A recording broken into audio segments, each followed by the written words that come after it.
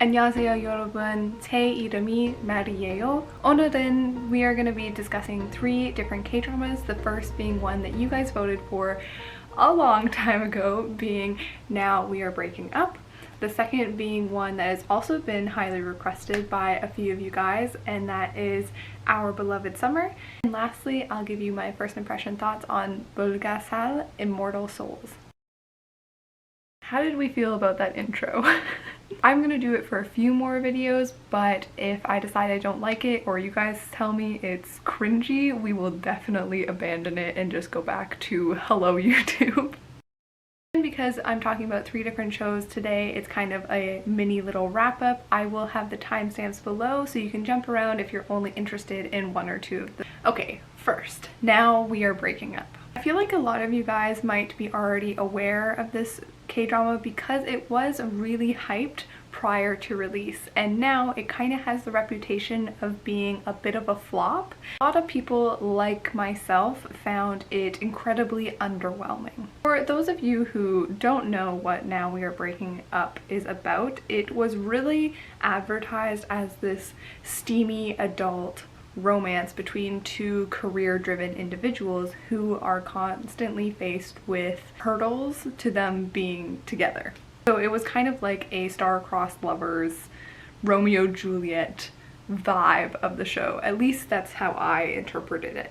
After watching the first 4 episodes, I actually can't think of many positives or genuine reasons why I would recommend that you go out and watch this series. I do like our leading couple, the actors involved, but nothing about these specific characters and the portrayals and the acting involved made me invested in the show. In fact, while I was watching Now We Are Breaking Up, I kept thinking about their previous work, and there were instances when I did stop an episode midway and I went back to watch like the first couple episodes of Search WWW, for example, because I would rather be watching this actor in a role that I genuinely love him in than watching him here.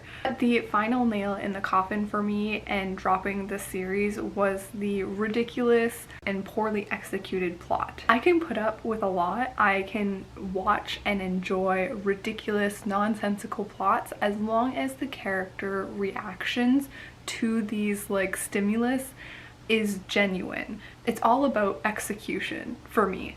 I am much more of a character-driven viewer than a plot-driven viewer, so I can forgive a lot. But without giving away any spoilers, our female lead is confronted with a bit of information that should truly be life-altering in a way, because it changes how the last 10 years or so of her life should be framed and remembered.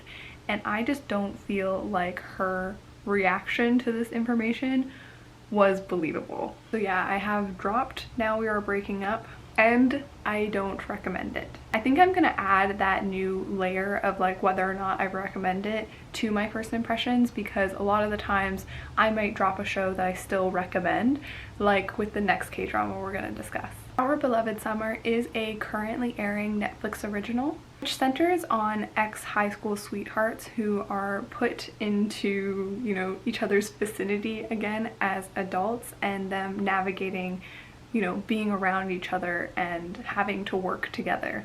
There are a couple aspects of Our Beloved Summer which makes it stand out from other coming-of-age type romances. The first one being the documentary element, and secondly, the opposites attract. Both of these elements I love.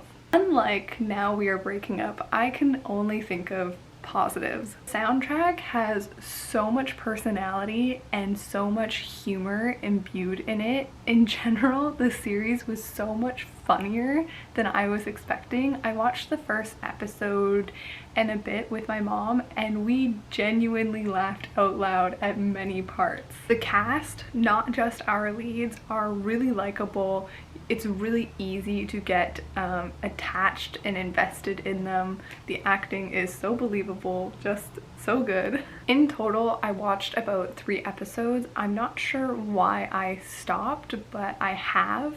So technically, I would say this one's kind of a drop for me because it's been about 2 weeks since I watched any of it, but I do highly recommend it to you guys if you are a fan of the romance K-drama genre.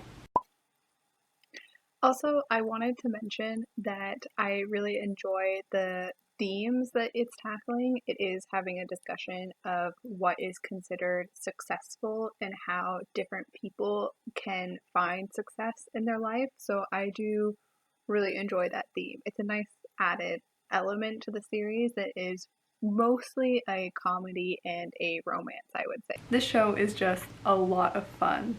Okay, last but not least, we are going to talk about Bulgasal, the Immortal Souls. And this is also a Netflix original, except for instead of a romance, Bulgasal is a supernatural fantasy K-drama. Now, our story starts about 600 years ago when a very skilled monster hunter is turned into a creature after his wife and child are murdered. And the transformation is kind of like a trade where the original Bulgasal, the monster that he becomes, takes his human soul so that she can die, and now he becomes the Bulgasal. I hope that makes sense. It is a simple concept, but I don't know why I have trouble trying to explain it. Bulgasal, which is literally translated into indestructible, is a vampire-like creature who's got, you know, enhanced strength, quick healing, immortality. He also has to drink blood, either human or animal, to survive. So let's jump forward to modern day South Korea, and our main male lead, who is now the Bulgasal, has spent the last 600 years attempting to track down the original Bulgasal, which turned him, in order to reclaim his soul and die.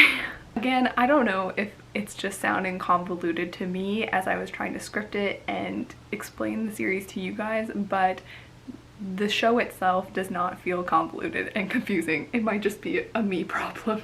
And the reason why it's so straightforward, this setup, this plot, is because the first 2 episodes, maybe even a bit more, they're all flashback foundational episodes. And if you know me and my personal taste as a viewer, I did not enjoy that.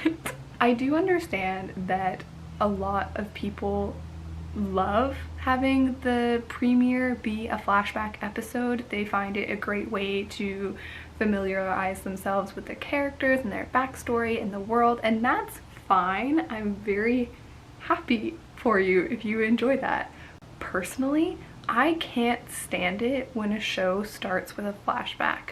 I think it's really lazy writing and really lazy world building, character introduction. I just find everything about a premiere that's a flashback annoying because I know we can do better. I just hate being introduced to our hero and being like, this is how he was born, this is how he was raised, this is his occupation, this is his wife, this is how they died, this is what he's doing, this is his motivation. Like, I'm like, at this point, when I first meet you, I don't want to know your whole life story because I'm like, why should I care? Like, why should I care?